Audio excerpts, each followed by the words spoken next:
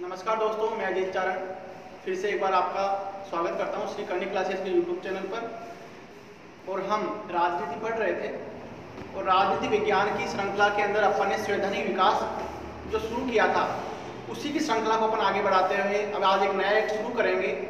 तो जहाँ तक मैंने देखा है कि आपने अच्छे से पढ़ा होगा, उसको समझा भी होगा और आगे अब जो भी एक्ट आ रहे हैं उनको अच्छे से आप समझते चलिए और उनको ज़्यादा से ज़्यादा कॉन्सेप्ट समझने की कोशिश कीजिए, क्योंकि तथ्यों को नहीं रटना है। तथ्य किताबों से भरे पड़े हैं, सब कुछ पढ़ा है, कोई दिक्कत नहीं है अपने को।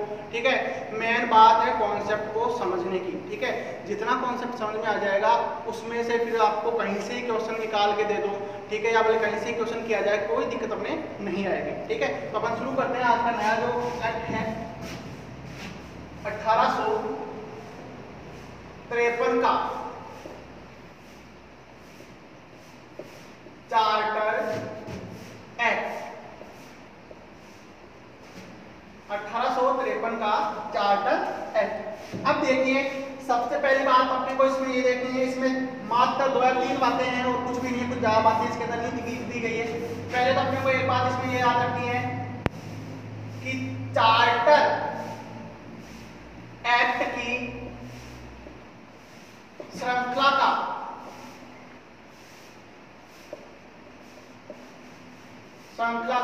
अंतिम,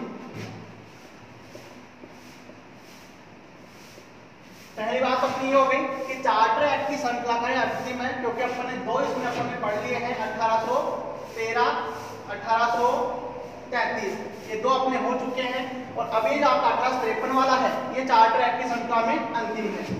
दूसरी बात अपन इसमें देखते हैं कि सब बदलाव क्या किया गया है वो देखो। तो इसमें नया जो ऐड किया गया है वो आपका है कंपनी के राजनीतिक कार्यों को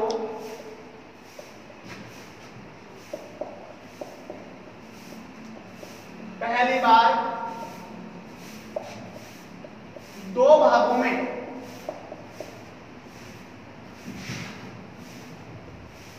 बांटा गया। देखिए अलग क्या है इसके अंदर वो देखिए, क्योंकि पहले अपने क्या था कि हम शुरू से पढ़ते आ रहे हैं बोर्ड ऑफ डायरेक्टर और board of controller. Board of director अपना बोर्ड ऑफ डायरेक्टर था, ये था व्यापार के लिए। फिर अपने आया बोर्ड ऑफ कंट्रोलर, ये अपने किसके लिए आया? राजनीतिक कार्यों के लिए। ठीक है, और अब इसके अंदर जो नया जो बात आ रही है, नया कंसेप्ट जो निकल कर आ रहा है वो क्या आ रहा है वो देखिए। देखो जो नया कंसेप्ट है वो सीधा सीधा आपको ये देखना है कि कंपनी के जो राजनीतिक कार्य हैं, अच्छे सुनना इसको, कंपनी के जो राजनीतिक कार्य उन्हीं को 2 भागों में बांट दिया है। ठीक है, पहले तो व्यापार और राजनीतिक कार्य 2 भागों में बटे हुए थे और अब क्या किया गया? राजनीतिक कार्य को भी अलग अलग 2 भागों में बांट दिया गया। ठीक है, पहले जो कार्य थे प्रशासनिक कार्य, प्रशासनिक कार्य ये किसे दिए गए? गवर्नर जनरल की जो 4 सदस्य, मतलब 4 सदस्यों की परिषद को, जैसा कि पहले दिया हुआ था। प्रशासनिक कार्यों को तो उसी की जो गवर्नर जनरल की पहले से अपने से शुरू से चलती आ रही है उसी की 4 सदस्यों की परिषद को दे दिए। अब आपको जो नया आ रहा है वो ये है दूसरे प्रकार के कार्य। दूसरे प्रकार के कार्य कौन से जोड़े गए? विधायी कार्य। ये अपनी इंपॉर्टेंट है, विधायी कार्य ये दूसरा जोड़ा गया। इसके अंदर क्या किया गया? 12 सदस्यों की विधान परिषद का पहली बार निर्माण किया गया। विधान परिषद का निर्माण, समझिए इस चीज को अच्छे से, क्योंकि अपना 2 कार्य पर पढ़ रहे हैं कि साल 1853 के एक्ट के अंतर्गत राजनीतिक कार्यों को 2 भागों में बांटा गया। पहला कार्य था प्रशासनिक कार्य, दूसरा कार्य था विधायी कार्य। प्रशासनिक कार्य को अपन ने ने देखा कि सेम वही प्रक्रिया है, इसको कुछ भी अलग नहीं किया गया, किंतु विधायी जो कार्य थे इसमें कुछ चेंजेस किए गए हैं। पहली बार 12 सदस्यों, अच्छे सुना इस क्वेश्चन को, 12 सदस्यों की पहली बार क्या की गई, विधान परिषद का निर्माण किया गया, जो कि अब तक अपने यहाँ पर नहीं थी। तो पहली बार 12 सदस्यों की विधान परिषद का निर्माण किया गया, जिसे आगे चलकर क्या नाम दिया गया, केंद्रीय विधान परिषद। ठीक है, इस एक्ट का अगर देखा जाए तो सबसे इंपॉर्टेंट क्वेश्चन एक यही है, पूछा जाएगा अधिकतर जो इसी पे दिया जाता है कि विधायी कार्य जो किए गए थे अलग, और दूसरी बात विधान परिषद कौन से एक्ट के तहत अस्तित्व में आई, या कह सकते हैं कि विधान परिषद का निर्माण कौन से चार्टर एक्ट के माध्यम से किया गया, उसमें कितने सदस्य थे, 12 सदस्य थे। अब इसमें बात आती है एक अलग बात कि दूसरी बात इसमें क्या ऐड की गई, वो भी इसी के साथ देख लीजिए आप, क्योंकि ज्यादा बड़ा एक्ट नहीं है।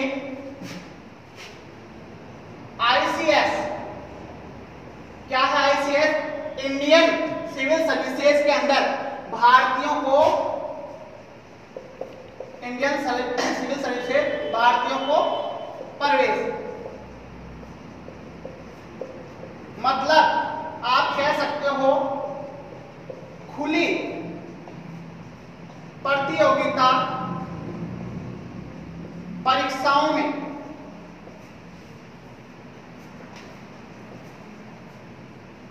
भारतीयों को भी प्रवेश दिया जाने लगा। कब की बात है ये, तो इसको 1854 में, 1854 में भारतीयों को भी इंडियन सिविल सर्विसेज के अंदर मतलब खुली प्रतियोगी परीक्षाओं में भाग लेने का अधिकार प्रदान किया गया। तो यही इतनी सी मुख्य बातें हैं इसकी, इससे ज्यादा ऐसी कोई बातें नहीं है। 1853 का चार्टर एक्ट एक बार वापस पर रिवाइज कर लेते हैं कि 18 चार्टर एक्ट की श्रृंखला का सबसे अंतिम, पहली बात अपने को ये ध्यान रखना है। दूसरा अपने को याद रखना है, कंपनी के राजनीतिक कार्यों को पहली बार 2 भागों में बांटा गया। मतलब क्या ध्यान रखना है अपने को, वो कॉन्सेप्ट अच्छे से ध्यान रखना है, क्योंकि अपन पहले 2 भाग पढ़ चुके हैं, बोर्ड ऑफ डायरेक्टर का, बोर्ड ऑफ कंट्रोलर का। बोर्ड ऑफ डायरेक्टर का काम क्या था, व्यापार करना। बोर्ड ऑफ कंट्रोलर का कार्य क्या था, आपके राजनीतिक कार्यों करना। अब इसमें नया कंसेप्ट निकल कर आया, वो क्या है कि राजनीतिक कार्यों को भी 2 भागों में बांट दिया गया। यहाँ पे पहला कार्य कौन सा था, प्रशासनिक कार्य, जो कि यथावत रखा गया कि पहले गवर्नर जनरल की जो 4 सदस्यीय जो परिषद संभाल रही थी वही प्रशासनिक कार्यों को संभाल रही है। द्वितीय जो कार्य किया गया वो थोड़ा इंपॉर्टेंट है, इसमें मुख्य मैंने आपको पहले भी बताया कि मेन फोकस अपने को इसी के ऊपर करना है कि विधायी कार्य जो थे इनके लिए अलग से 12 सदस्यों का एक विधान परिषद का निर्माण किया गया, जिसे केंद्रीय विधान परिषद का नाम भी दिया गया। ये तो रहेगा आपकी कार्य की बात। दूसरी एक बात मैंने आपको और इसमें मुख्य रूप से बताई है कि आईसीएस इंडियन सिविल सर्विसेज मतलब खुली प्रतियोगी परीक्षाओं में भारतीयों को अधिकार दिया गया।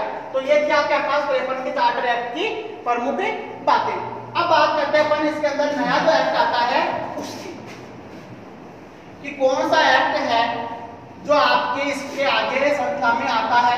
तो अपना चार्टर एक्ट तो खत्म हो चुका है, अब कौन सा एक्ट आएगा उसके अपन ऊपर जिक्र कर लेते हैं, और वो थोड़ा लंबा भी रहेगा क्योंकि ये जो एक्ट थे, चार्टर एक्ट थे, ये जो एक प्रकार से राजलेख थे, कह सकते हैं ब्रिटिश सरकार के द्वारा जारी एक राजलेख या घोषणा जिसको अपन कह सकते हैं, चार्टर एक्ट वही था।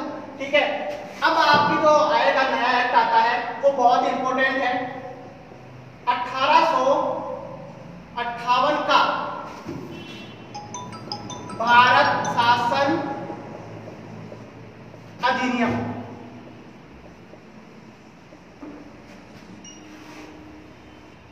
मुख्य रूप से इसकी भूमिका है अपने यहाँ पर, क्यों है उसका समझो। देखो पहले इसकी थोड़ी सी कहानी समझो कि आखिरकार ये है क्या। 1858 का जो भारत शासन अधिनियम है वो क्या है। अपन ने देखा, थोड़ा सा मैं आपको बैक लेके चल रहा हूँ क्योंकि जरूरी है इस चीज को समझने के लिए। अपने 3 चार्टर एक्ट आए, 1813, 1833, 1853। आपके 3 एक्ट आए जो कौन से एक्ट थे, चार्टर एक्ट के नाम से इनको जाना गया। किसके नाम से जाना गया, चार्टर एक्ट के नाम से इनको जाना गया। अब आपके 3 3 एक्ट थे, ये तो अपने कंप्लीट हो गए, ठीक है। अब बात आती है आपके 1858 की, कि इसमें आपके शब्द जोड़ा गया भारत शासन अधिनियम। तो भारत शासन अधिनियम क्यों था, तो इसको देखो, इसमें क्या नई व्यवस्था क्या की गई, इसकी सबसे मुख्य बात तो ये आपके कि जब ये आपका 1858 अधिनियम आया, इसके अंदर क्या किया गया, ब्रिटिश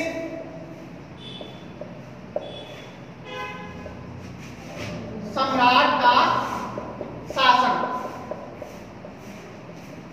मतलब कंपनी पर ब्रिटिश ताज का नियंत्रण स्थापित।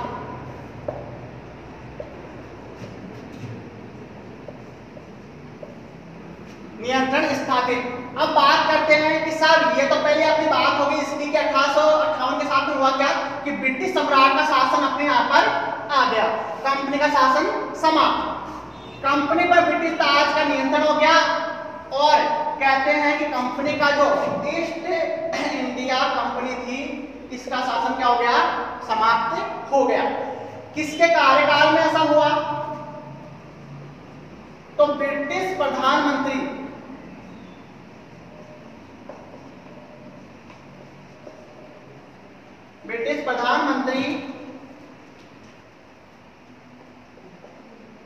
पामस्ट्रम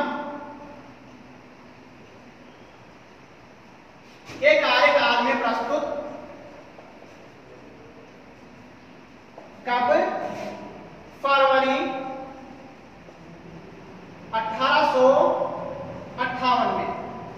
और दूसरा इसमें एक प्रधानमंत्री की जो भूमिका और होती है वो है डर्बी,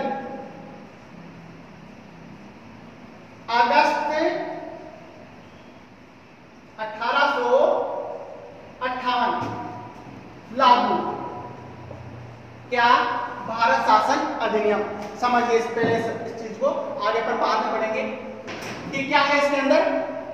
ब्रिटिश प्रधानमंत्री, किस प्रधानमंत्री के कार्यकाल में मतलब आपके 1858 भारत शासन अधिनियम आया, ठीक है। अच्छे समझते चलो, कोई दिक्कत नहीं है, अपने को जल्दबाजी नहीं करनी है। मैंने पहले भी आपको कहा तथ्यों को रटने के लिए एक प्रकार से मैं आपको कभी नहीं बोलूंगा और आपको सजेस्ट भी नहीं करूंगा कि आप तथ्यों को रटो। बस एक बार आपको कहानी समझ में आ गई ना, तो सीधी सी बात है, कहानी के साथ साथ आपको पूरी हिस्ट्री अपने आप साथ साथ इसकी मतलब हिस्ट्री की जैसे कहानियां राजा महाराजाओं की जैसे अपने आती है, वैसे आपकी पॉलिटी समझ में आ जाएगी, कोई दिक्कत नहीं है, क्योंकि ये भी एक प्रकार से इतिहास है पुराना, ठीक है। तो ब्रिटिश प्रधानमंत्री जो है कौन था, पामस्ट्रम।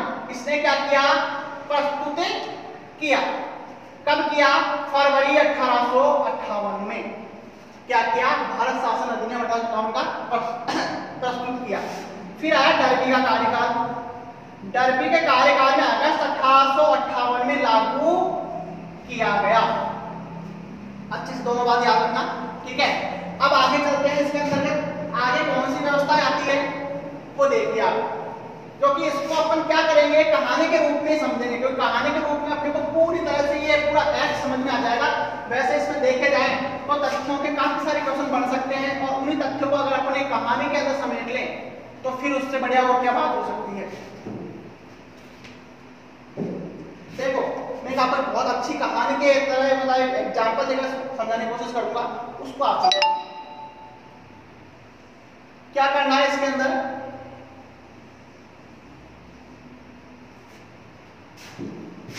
अपने को एक कहानी देखनी है।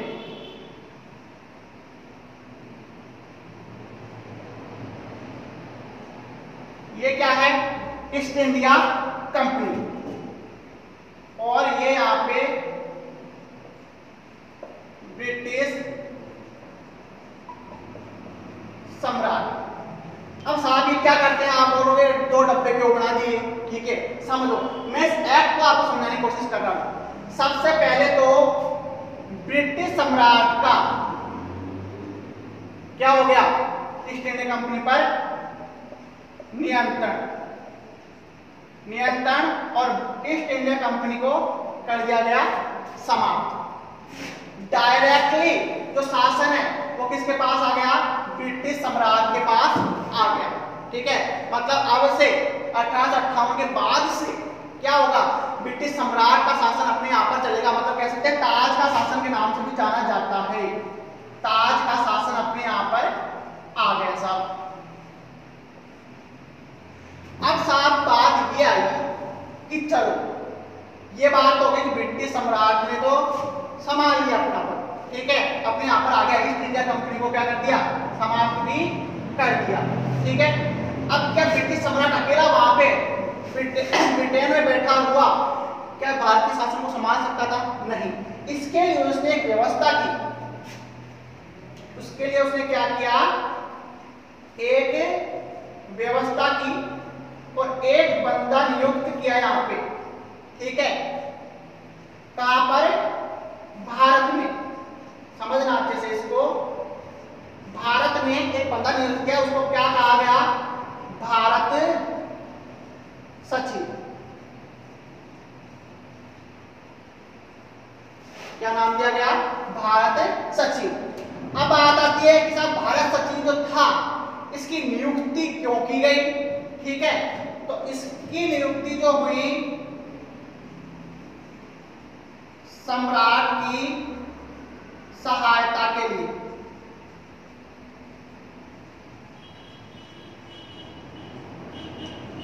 मतलब प्रशासनिक कार्यों में, राजनीतिक कार्यों में भारत में प्रशासन को संभालने के लिए उसने क्या कर दिया, एक भारत सचिव का पद नियुक्त कर दिया भारत के अंतर्गत। और अब वो भारत सचिव क्या करेगा, ये भारत सचिव क्या करेगा, ब्रिटेन के जो सम्राट थे इसको पूरी जो एक प्रकार से सूचना है या शासन कैसे संभालना है, क्या हो रहा है, सारी जानकारी कौन देगा, ये भारत सचिव देगा, ठीक है।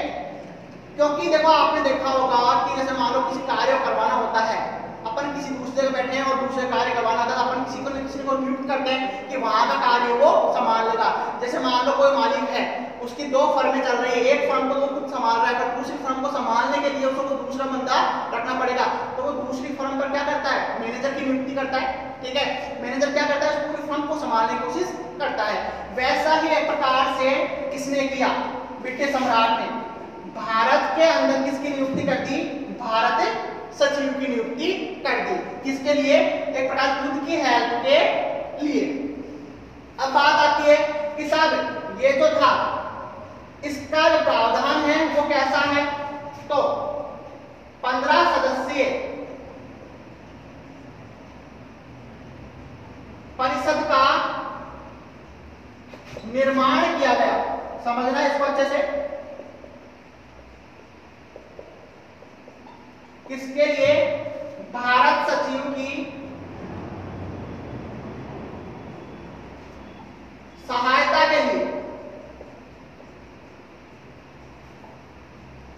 भारत सचिव की सहायता के लिए क्या किया गया, 15 सदस्यों का एक परिषद बनाई गई, 15 सदस्यों की, जो क्या करेगी, किसकी हेल्प करेगी, भारत सचिव की। भारत सचिव की हेल्प करेगी, कौन करेगी, ये 15 सदस्यीय परिषद। अब सबसे इंपॉर्टेंट बात लिखने जा रहा हूं मैं, या आप बताने जा रहा हूं, उसको सुनो।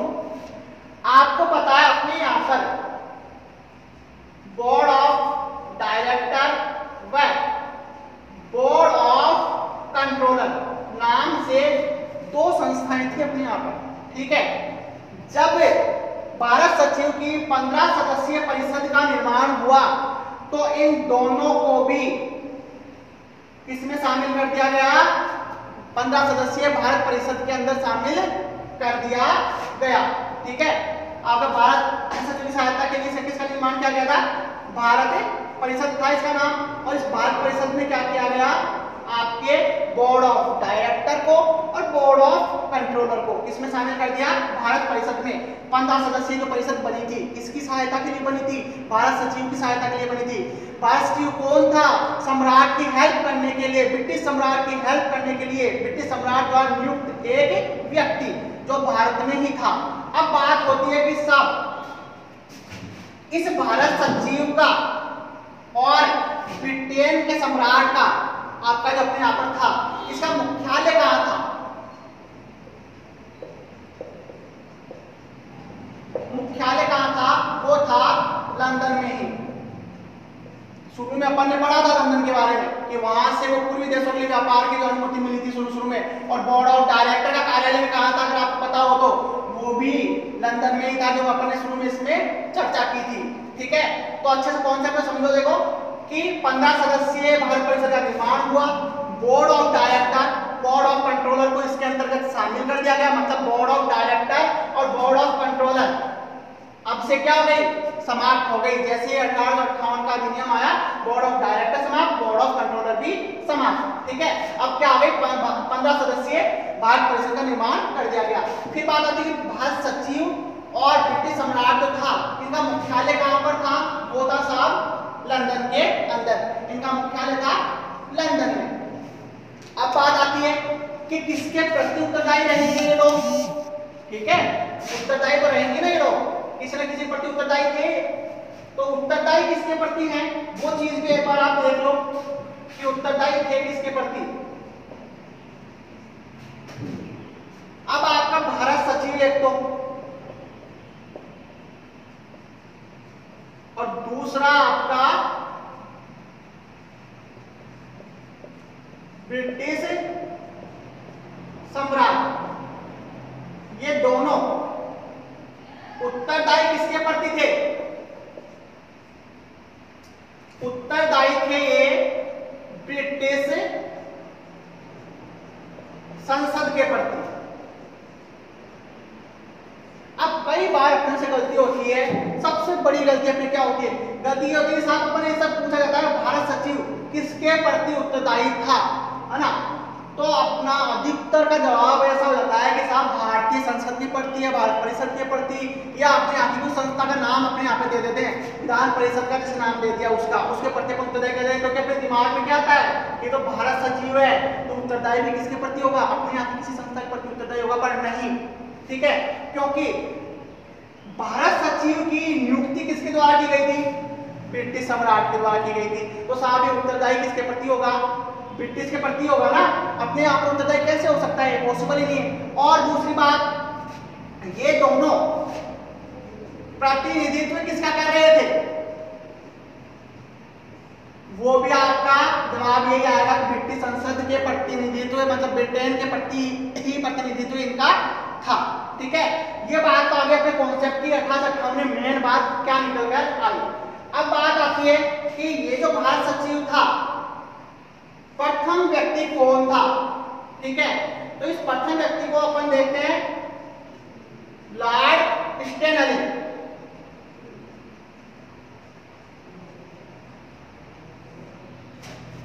प्रथम व्यक्ति था ये, प्रथम भारत सचिव की अगर अपन बात करें तो कौन था, प्रथम भारत सचिव था लॉर्ड स्टेनली। ठीक है, और अब अगर बात करें कि आपका इसके अंतर्गत एक बात और सामने आती है, वो क्या आती है, वो ये आती है कि आपका जो गवर्नर जनरल का पद था, मुख्य बात अब देखो,